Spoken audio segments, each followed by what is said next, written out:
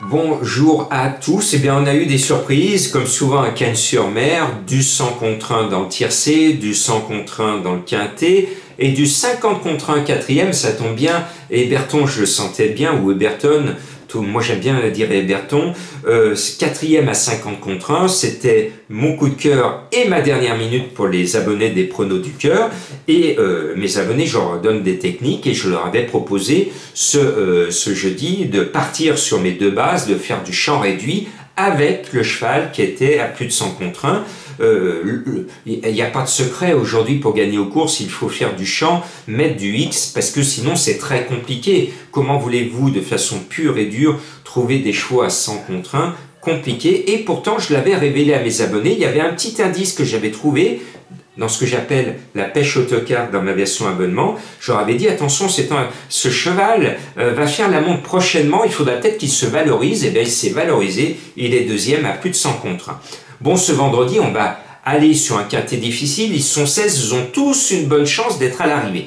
Donc, sur la pointe des sabots, je vous propose deux chevaux qui me semblent sortir un peu du lot. C'est le 9 In Love Mellois, je l'aime bien, et le numéro 5, un Thierry Mboy. Après, tout peut arriver. Donc, je vais tenter le 16, GK Justus, qui était un ancien cheval récent de Madame Colombo. Il trouve un bon engagement. L'avant-dernière fois, il a gagné avec du style. Il m'a ébloui quand il a gagné. Depuis, il a bien couru, mais pas de la même façon, pas aussi facile. Maintenant, avec Gabriele Gelormini, il peut faire quelque chose de pas mal. En tout cas, c'est un très très bel engagement pour lui. Et puis le 7, Highland Love, est le cheval officielle de Madame Colombo. Je vous le rappelle, Madame Colombo, elle ne suit pas du tout. C'est cette méthode d'apporter du hasard pur et dur, parce que les courses restent un jeu de hasard par définition. Donc pour gagner aux courses, il faut mettre du hasard. Beaucoup comme moi, on fait super bien le papier, on suit, on a les œillets, on suit tout bien. Et puis finalement, il faut mettre de la logique, mais il faut mettre aussi de la fantaisie sur vos tickets pour essayer de toucher gros.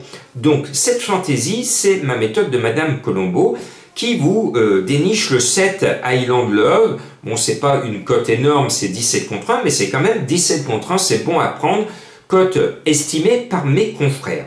Le 12, Hyacinthe Dijap est régulière, l'entraîneur est confiant, moi aussi, j'y crois, c'est du 35 contre 1, vous voyez, je vais essayer de donner de la cote. Et puis le 15 Iris Deschamps, avec le Belge Leconneux, me plaît bien, l'engagement est bon, le cheval dans l'ensemble, quand il ne faute pas, est pratiquement toujours dans la bagarre.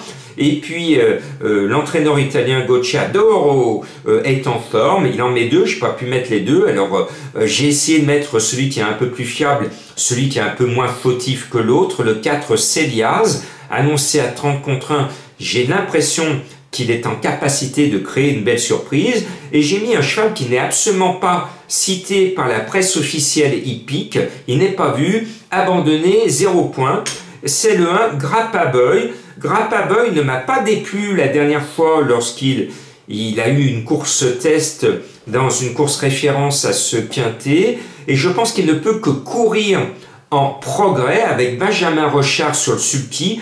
Ce 1 à 60 contre 1, pas vu par mes confrères, pourquoi pas? De toute façon, il est évident, on l'a vu ce jeudi, qu'il y aura encore du 50, du 60, voire du 100 contre 1 à l'arrivée, alors il faut se lâcher. Je me lâche.